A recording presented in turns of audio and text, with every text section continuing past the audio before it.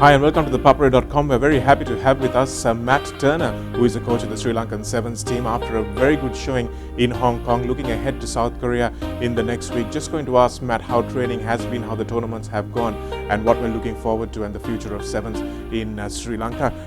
Good afternoon, Matt. How are things going? You had a bit of a banged up lip last time I saw you. Yeah, I had a bit of an accident in the Super Sevens. Luckily, Sri Lanka is known for their plastic surgeons, and I've come out on a better side. But no, it's good to be here. Yeah, Matt, and I think the boys would have been looking forward to seeing you play as well. I think you would have been pretty happy that you didn't have to put your money where your mouth is. Yeah, it would have been nice to play against some of the guys. Probably would have got embarrassed a few times, and in training, they probably would have brought that up. But as what happened, I kind of got an escape out of jail card. Matt, you've been with the Sri Lankan Sevens set up for a while now, and what is the progress you've seen in your time that you've been here? I think it's just the rugby knowledge behind the players. They're slowly understanding sort of not just the basics of as an individual, they're kind of understanding the roles of the players within a whole team, and they're learning the other roles of the people around them. So if they find themselves in those situations, they know what to do. They don't resort back to their defaults. I think that's the biggest thing in Sri Lanka Sevens is getting people to understand a game plan and stick to the game plan. And are you finding that they're achieving this understanding at the national level and then it's trickling down to the clubs, whereas it should ideally be working the other way up? Oh yeah, you're right. It should be working the other way up. But you know, with the Sevens, we've developed a program that's for all the age groups now. Everyone plays the same style, same moves. It's kind of building an identity of Sri Lanka Sevens based on the characteristics of what the boys are naturally talented at. And you know, as you said, they're getting better, and it shows in our results at the moment. Yeah, let's talk about those results. A wonderful win against China in the semi-final of the last tournament, a last gasp cry. So the guys really stuck in there, isn't it? And isn't that mental strength something you've been working on, or is it just something that's natural? I think they always had the ability to beat teams like China, etc. It is just sticking to a plan, as we mentioned earlier. It is just if a team sticks to a plan and you know it doesn't wander off page, there's a better chance of you getting the results. And finally, in a game that's a tight game, they stuck to the plan right to the last minute and pulled off the win. Yeah, it was a really good win, and then gave us a bit of confidence going into the Hong Kong game as well. But somehow Hong Kong just seems that team we are unable to beat. Matt, what's the reason for that? You look at the Hong Kong team; they've got lots of experience, and they've played. I suppose you can say they played on the World Series and their Hong Kong events against great teams, and it's the same players that are there. It's playing Hong Kong. It's about taking the opportunities that you're given and minimizing the opportunities you give to them. Unfortunately, we gave them too much possession and we didn't capitalize on our opportunities. And in games like that, if you don't do that, you're not going to win. Yeah, and you've got a pool of players for the Sevens series. Matt, are you happy with the depth of the pool that you've got? Would you ideally like a few more players in training, or are you happy with the sort of size that you've got, or would you ideally be looking for a little bit more? Obviously, there's a lot of injuries where players are missing out on opportunities. It gives new players opportunities to put their hands up. And the guys that got the opportunity to play in Hong Kong really put their hands up, and now they've earned their position in the team. I think as a coach, you always want to say I would like more depth. Don't think we need it at the moment. We've got good enough players there, and it's proved in Hong Kong. We've just got to stick to our plan and stay tight as a group. You've taken some interesting decisions, Matt, in moving Jason Dissanayake, who's probably our biggest forward. You moved him onto the wing.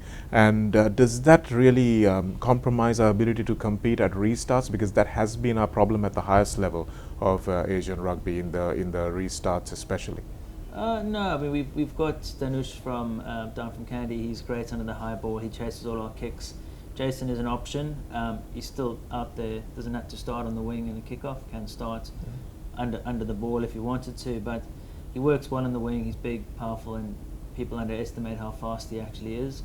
And he gives us the go forward. And once we get that go forward as Sri Lanka, we know we have the agility, the speed, the ability to beat opposition in front of us. And without going forward, it makes it harder for our steppers. It's nothing better than receiving a ball with space between you and the defence and let your natural ability shine. That's with the ball in hand, Matt, but the problem is usually for us is when we're in defense. So what have you been doing to shore up that side of our game? It's just sticking to a team structure. You'll see in a couple of the games that boys shot out of the line, which is not part of our structure, and you end up giving away 40, 50 meters because we're lucky enough to be fast enough to catch the players back up. But if you stick to a structure and you target a breakdown, you don't target every breakdown, it's fine. You know, you're happy to defend for a minute. That's the longest time the ball's really in play for until a mistake is made. And just got to stick to team structures, and it's an easy game. Would you say that that's the aspect of the game you're least happy with? Definitely. Our defense wasn't very good. I think we're about 60% overall of tackle completions, which in an international league is leaking tries. You've got to strive to finish a game being points on your side, 0 points on the opposition side. And once we can start achieving that, that's a victory for me in defense. We've got a club season coming up as well, Matt, so you've got players in training for their 15th season as well, and you've got, like we said earlier, a very limited pool of players available to you. So when your key players get injured, maybe in 15th training or 15th playing, how does that impact your squad? It does and it doesn't. As I said earlier, it gives an opportunity for another player who hasn't been given that chance. And you know, with the 15 season, that's a conversation that has been going on for years, trying to get Sevens boys full time, and I think it might possibly be heading that way, and hopefully it does for Sri Lanka Sevens. Being from a selfish point of view from my side, it'd be great to have a full-time squad where guys are training specifically for Sevens.